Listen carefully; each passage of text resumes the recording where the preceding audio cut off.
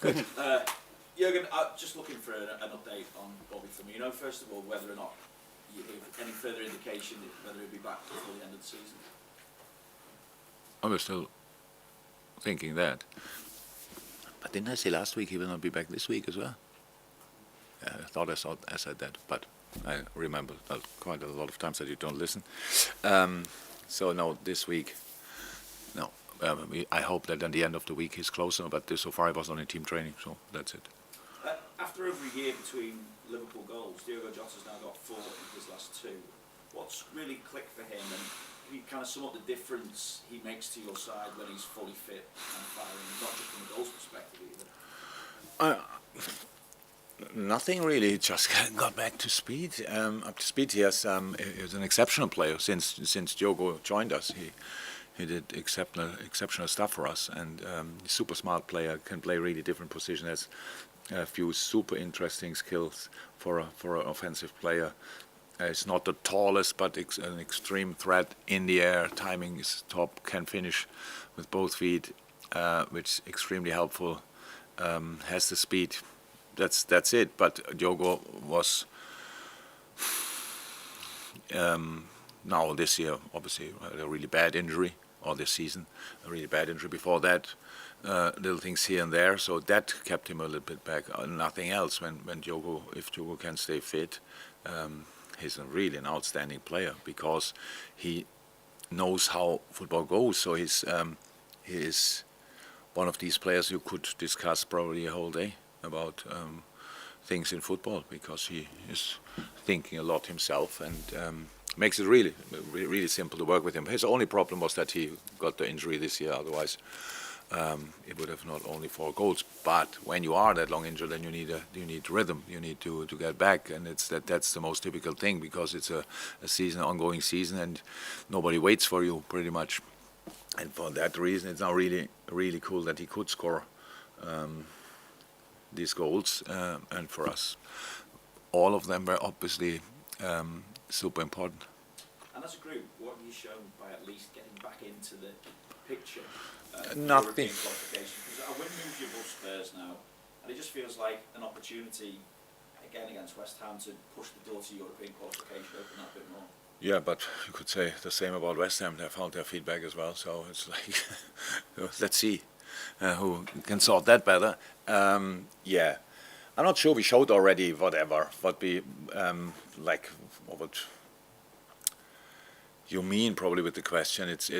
We have to still prove ourselves. So that's it. We cannot talk about consistency when you win 2 games, especially when you win the second game like the last one. I liked a lot in the game, but obviously defending their throw-ins was not perfect, to say at least. And that can happen, obviously, because we were prepared for it as good as we could, but nobody can be really prepared for these kind of things, because it's completely different in training situations and all these kind of things. No, we have to make the next step. That's it. We have to keep going. I think a lot of things to like in the last 2.5 games, and that's what we have to continue. We need to make sure that it's not that difficult for people to watch us, that they like it again, and that they think, okay, that's it. That's a good way to start a football game. It's a good way to play a football game and to finish a football game, and that's exactly what we want to do. That we changed a couple of things that we put a finger in again in with more. Give them more importance. I think that's clear. The way we defend altogether must be different to a lot of games we played this season, and it will stay a subject until I leave here, whenever that will be, and that must be 100% clear. And I think that I like the most. That yes, we struggled with set pieces. That's true in this last game with throw-ins at least, but in all other games we were super stable, and that's really important. And so the next game will be slightly different. Yes, West Ham is a top set piece team as well. Against Bournemouth, I think 2 goals came from a set piece, 2 came from a counter attack, from crosses exactly. So that's what we have to be prepared for again. But the ball will be on the ground as well from time to time, and that's where we have to make sure that we can control the game as difficult as it will be. And you've alluded to that you're sort of getting back on track. West Ham getting back on track as well, moving away from the bottom in the European semi-finals as well. Despite you and David Moyes being under scrutiny, shall we say, from certain quarters. How important then was that support that you got and that David got when it mattered from the top for you both to be in that position?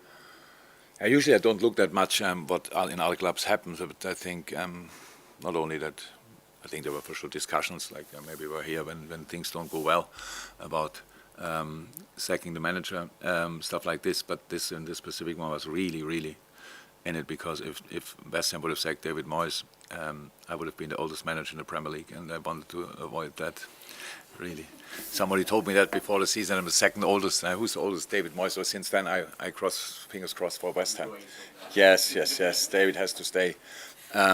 But I'm really happy. David is a super good. I know him for 6.5, 7 years. He's a top colleague, and he's doing an incredible job. And things like this can happen. But I think they have a good team, and they show now the quality again. And when you see the lineup from the last game, if they can go through games without big injuries, to a season without big injuries, then all of a sudden they are able to play really good stuff, like they did last season and the season before. So yeah, super dangerous and difficult game for us, definitely. So we have to be absolutely on top. We have to, how what is said, then we have to make the next step, keeping at least the standards of the last 2 games defensively, and then going from there. Being uncomfortable to play against, that must be our target. It's an away game, but thank God we won at least one away game recently, which is good. Not bothered at all about the result, just that we won it, and that's what we have to try again. And in terms of, you mentioned about them, touchwood, avoiding any injuries for their rest of the season as well. You've managed to name the same starting line for the last 3 in a row now, which you've not managed to do since the start of 2020. How important has that been in terms of stability and momentum and everything? Has been important, yes, absolutely good, but we would have had the options as well to start differently, so that's good as well, because sometimes you start the same lineup just because you don't have alternatives. This time it was different, so it was clear that in the few sessions we had, and thank God we had really quite a few sessions, the players had to prove themselves that they want to start again, and all the others had to show me that they want to start as well. So these kind of things, that was the mood we had in training.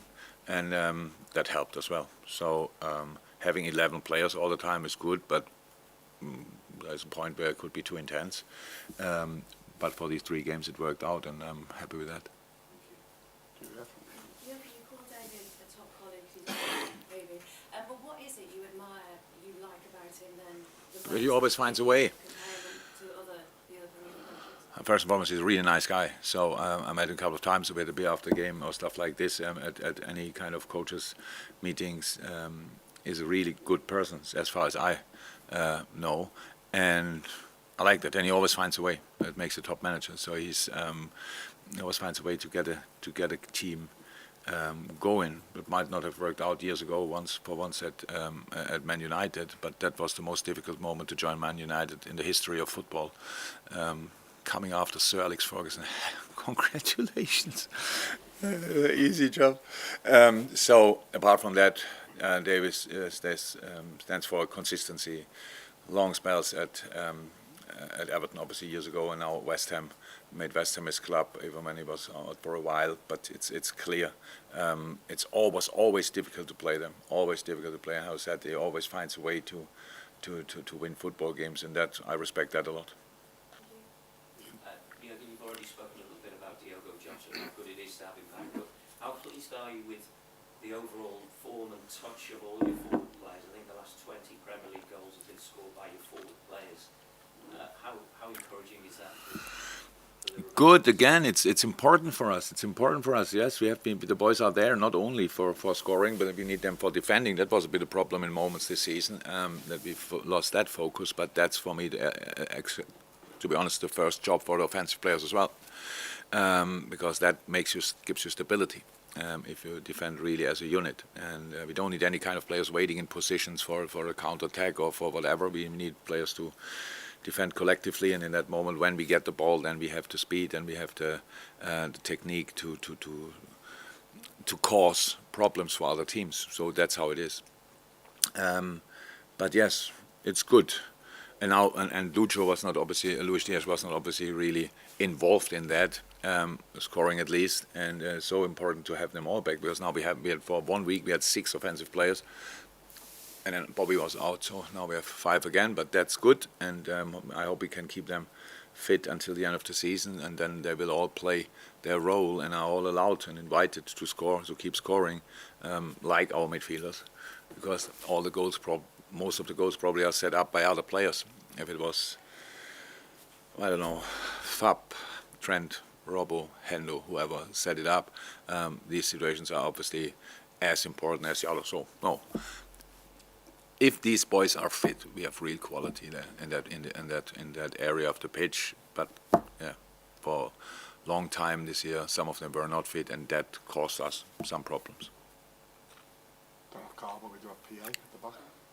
There's a report this morning that Conor Bradley will be part of the pre-season squad. Can you tell us anything about your opening hands for him? My plans for him, yeah, we are in constant contact. We have Pep Linders installed a group with our on loan players, and obviously a WhatsApp group, and obviously we are watching really closely what he's doing, and it's great. Obviously, not sure if he will become player of the season there, but for sure he's a contender for that, which is absolutely great. We knew what we have in our hands when he was here, but for young boys there must be an opportunity to make the next step with playing, and I think that was now a typical win-win situation. It was good for us, good for him, good for the club, and that's I like that a lot. Our plans are bring him back and go in the preseason, and then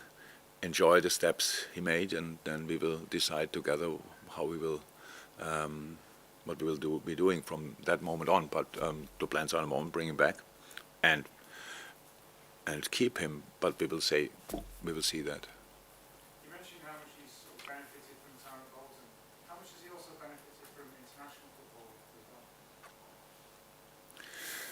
I think that's a confidence boost when you are invited and when you are playing for your country. Of course, that's great, but it's not that often. It happens, but it's not that often. It's more like, I think it gives you a better feeling about yourself if you get picked for your country. I never had that situation, so I cannot exactly tell how it feels, but I'm pretty sure it's very special, and so it's a super positive moment for him. So everybody speaks positively about him. I think 1.5 years ago, only a few football nerds would have known about him, and now he's really everybody knows him, and that's cool, and that's a first step. That's the first step, and he's our boy, which I like a lot. Super mentality, which is extremely helpful, and all the rest will come, and we are all pretty sure about that. So that's it. Conor will be our player, but how it is in that age group, you have to see if it makes more sense for him going after preseason again on loan or not. We will decide that then, and not now. Any more for the open before we move on?